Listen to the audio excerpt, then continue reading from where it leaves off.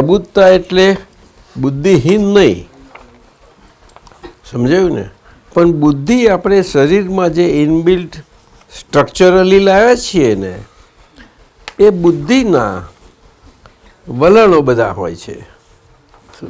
એ બુદ્ધિનામાં એની સામે આપણે એ હવે ગમે તેવી આકારની ડ્યુઆલિટીવાળી છે, એ ગમે તે ડ્યુઆલિટીથી આપણને એની અસરો આપણને પહોંચ્યા વગર રહે ખરી? એ ના રહે, છતાં આપણે એનાથી અસરથી જ મુક્ત થઈ જઈએ.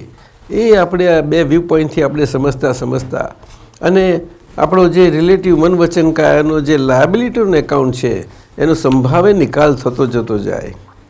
લાયબિલિટીનું જ કરવું પડશે ને, કે ભાઈ એનું પેમેન્ટ બધું અપાઈ જાય બધી રીતે, એટલે આપણે ક્લિયર થઈ જઈએ.